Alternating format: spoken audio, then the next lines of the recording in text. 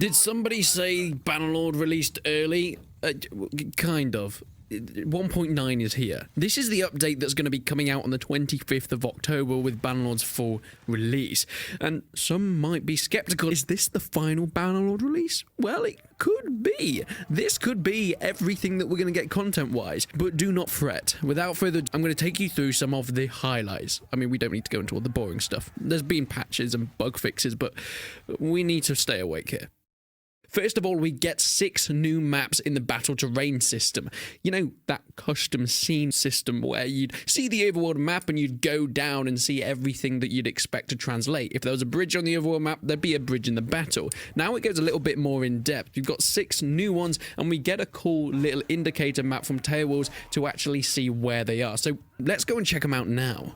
Well, here we are in a beautiful new scene. I'm a big fan of this bad boy. We've got some enemies coming up here. Lads, there's only one thing for this. Sergeants, take command! Slay them, get their loot. Beautiful bit of Valandian meat. I mean, it's cool, but it ain't that interesting. Oh my. Okay, you've got one of the new floppy banner spears. That was also something that the new updates added in.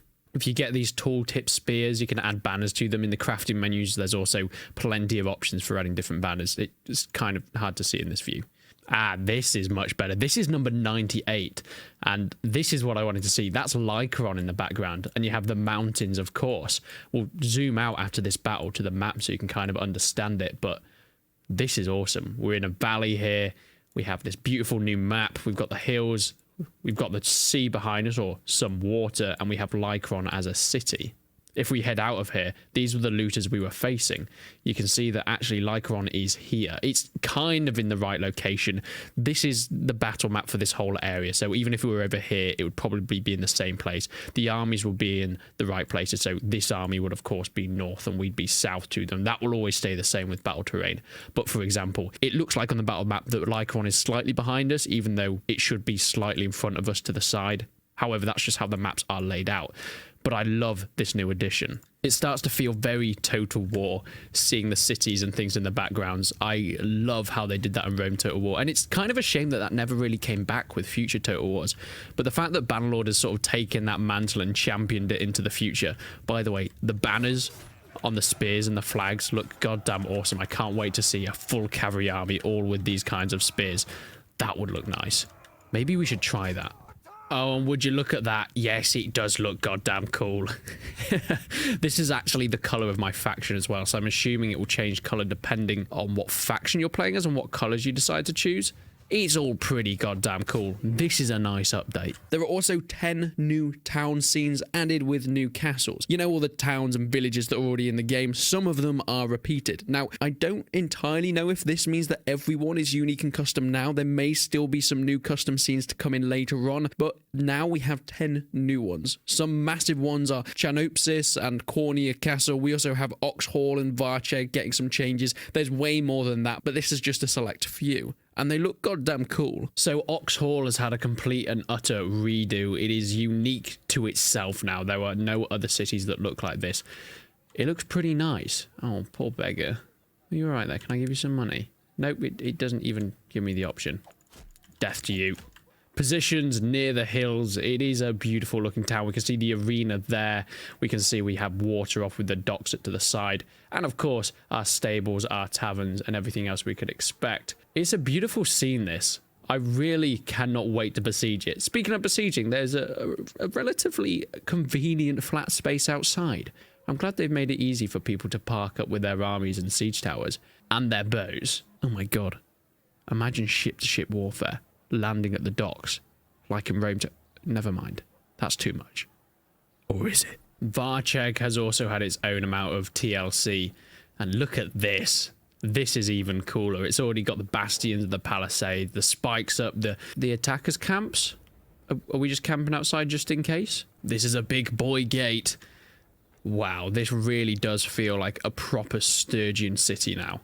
I love it. I really love it. heading up onto the walls, some big areas for fighting. Of course, our siege towers can come up to the breaches up here, but this stretches so far backwards. Now, as you can see, the places at the back, like the windmills and the actual houses back there, aren't fully rendered in because I don't think you can get up that far. But this is one of the bigger places. I mean, this is more of a city than a town, if I'm going to be completely honest. We've got the ruins over there where the tourney grounds are, looking goddamn cool. That's actually one of the cooler tourney grounds I've looked. It looks a little bit like the dragon pits from Game of Thrones. And of course, watchtowers to watch over the valleys. We've got the water there as on the world map as well. They've done a fantastic job of this battle terrain system, and I cannot wait to see it get even more detailed as time goes on. In fact, if we enter the arena, does it kind of, yes, it does look a bit like it did on the actual map. I mean, it's not exactly the same. We should have ruins on that side. Yeah, there should be ruins on one of the sides, but it looks pretty goddamn similar. I'm a fan. I'm a fan. I wish I could join and be a part. Oh, he's going in for the spear. He's got a lot of blood on him. I guess he's been shot by the arrow. A spear to the face, then to the shoulder, and down he goes with a big hit. It's Arrow Man versus Arrow Man. Who's going to get the first shot off? I think the guy on the right's going to go down first. Oh, and down he goes. Wait, have you just spawned in? This feels fixed, my guy. But after 2 years, or should I say 2.5 years, Bannerlord being in early access, there's been one thing that's really been missing, and that's banners. There was a modification that did add banners to your troops, but it was never in the base game, and they never really had any effect other than aesthetics. But now that is in the game, you can select and choose banners. They can be accomplished and gained through doing things like tasks, clearing hideouts, defeating nobles, battles, so on and so forth. And banners can be acquired for your party. They can be equipped to any one of your NPCs if you select them as a captain in the battle deployment system, and that will give the troops around them bonuses. These bonuses can range from more damage, better morale, other skills, so on and so forth. Maybe they'll be better against cavalry, the archers will be more accurate or faster firing, and that can affect your whole army if they're implemented as captaincies. Now, you can hold these banners yourself, but it will take up one of your slots, so you can only one-handed if you decide to carry a banner into the Bannerlord battles. So give them to your NPCs, let them do the job for you, give them to the captains of each squad, and you'll see them displayed on battle, and my god, do they look goddamn cool. Okay, we've got to aim for the bannerman. We've got to take him out. Stop giving them buffs. I don't know what that banner does. I don't know. Is that a morale one? I guess we're going to have to find out by killing him and stopping those buffs. Come on. Come for me. Come on, javelins. Come over this way. Yes, my horseman has the same idea. Take this guy down. Uh-oh. Oh, God. Uh-oh. Uh-oh. It's a disaster. I shouldn't have done the cool main character thing by not having a helmet. He's being bashed and he goes down. The banner is implanted in the ground. It is no longer in use. Perfect. Mission accomplished. Now let's tidy up these bastards. My cavalry is doing so much goddamn damage here. My infantry haven't even got into the battle, and I feel like most of the enemy force... Oh, never mind. They're still alright. They've still got 70 lads. But they are being taken down very fast.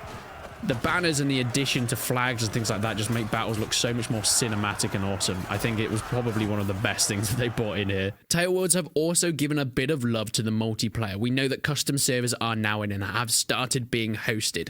Some line battles and clan events have been going on. There's so many to go and check out. A channel I'd recommend if you want to see some big ones is Jackie Fish, who's been doing some massive events on line battles in Mount & Blade 2 Bannerlord. Hundreds of troops on the battlefield at once, all real players working together in shield wars and lines. I used to play it so much in Warband, and I cannot wait to actually find the time to get into it with Bannerlord. But Tailwords have given some love to this multiplayer scene as well. With 1.9, or should I say the full release that will be officially released on the 25th, multiplayer servers can theoretically go up to 1,000 players now. Real players, I might add. No bots, real humans connecting to one server. You can have 500 versus 500, which is insane. Warband maxed out at 250 people on a server, and that was with the DLC for Napoleonic Wars. The original Mount & Blade Warband had 150, then up to 200 players on a server, and we're getting 5 times that. Yeah. By the way, I thought I should mention, The use of the word theoretical is not an accident. Tailworlds have made sure that they've implemented the theoretical number of troops on the battlefield in a multiplayer custom server, because there's no way that they can confirm that that's going to be stable. Maybe eventually, as server customizations and server patches come along, more and more troops will be available to be on the multiplayer battles. More and more players will be able to connect, but initially it's a theoretical 1,000 to maybe later be pushed, but probably by modders in the community, to more than that if we can ever get to that point. But I really doubt that there'll ever be a time where more than 1,000 players will want to connect to a Mount and Blade server anyway. But imagine the line battles. If this is what we're seeing with a couple hundred on each side, 500 on each side could be one of the biggest Mount and Blade battles of all time. In fact, it would be. There's quite a lot that's been coming out with this 1.9 update. If you want to go and see great in-depth detail analysis of all the patches, the balances and the fixes, the changes to weapons and IDs, all the nitty-gritty bits, go and check out Strat Gaming. He's done a fantastic video on a complete analysis of this update. But that's it. That's the highlights. 1.9 is coming as the final update on the release of Bannerlord along with its console versions. It's been 10 years since we first got this game announced, and it's coming out on the 25th of October. I don't know what to say. Is it going to carry on with updates? Probably in some form or another. They'll probably carry on with new towns and scenes to fill out the map to make it unique, and the battle terrain system still needs some custom scenes as well. But in terms of big content, I think this could be our last one. But I guess only time will tell.